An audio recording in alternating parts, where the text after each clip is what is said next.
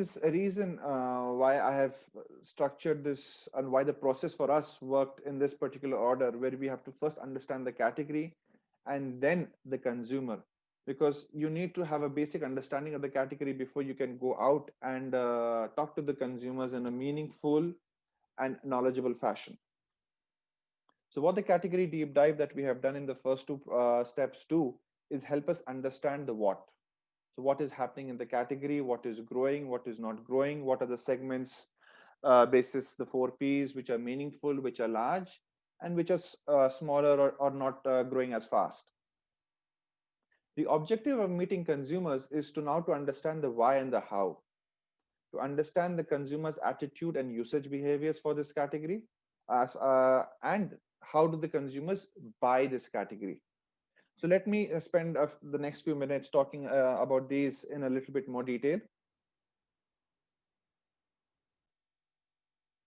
Looking at attitude and behavior and attitude and usage behavior of the consumer first.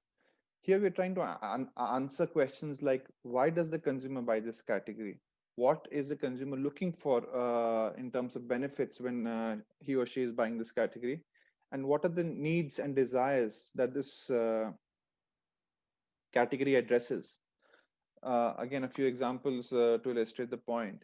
If you look at air care, so why is the consumer buying an air care product?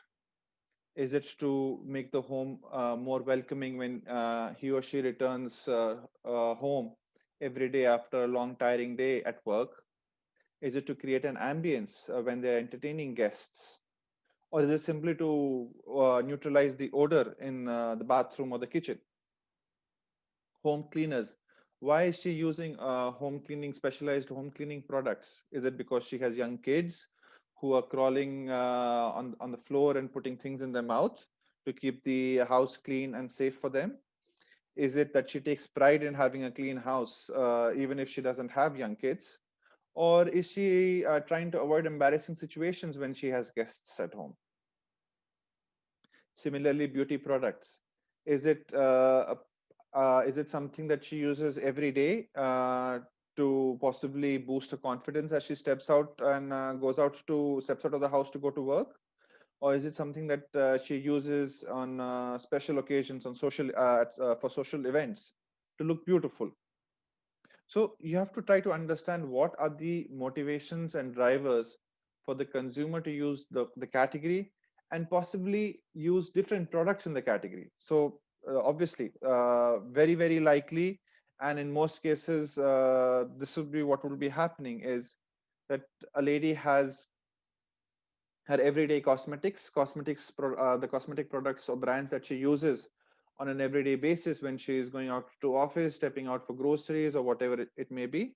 And then special occasion cosmetics, more premium, higher end cosmetics, which she uses when she is entertaining guests or stepping out for a social event. Another aspect is, how do they use the product? Do they use the product standalone, or do they use the product in bundles? So in skincare, they do not just use a face wash and a moisturizer. They use the face wash and the moisturizer together. They first use the face wash, clean their face, and then they moisturize the face. And then and that is part of a regimen. So, and this is obviously just a very simple example of a two-product regimen. There are cases and examples and consumers out there who have a multi-step regimen that they follow. Again, something that I had alluded to in the earlier example of beauty products. Are these products that they use on a daily basis or on special occasions? How exactly are they using these products?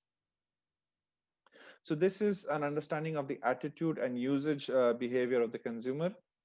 The other element that I had talked about is the buying behavior. So here we're trying to understand and answer questions like, what is the amount of research that the consumer does before buying any product in this category, or before she buys the category? How does she choose between brands? Whose recommendation does the consumer seek? Is it recommendations from friends and family that is just from word of mouth? Or is she looking for expert recommendations either online or offline? and what is the believability and what is the role that advertisements, paid content by the different brands and products out there, in terms of swaying the consumer's decision one way or the other. Is the purchase pattern planned or an impulse purchase? So big example of impulse purchase obviously are candies and chocolates, and therefore the need for these products to be on display when it comes to stores. So after understanding the consumer's attitude and usage behavior of the category, what we want to understand next is the consumer's buying behavior and how the consumer buys this category.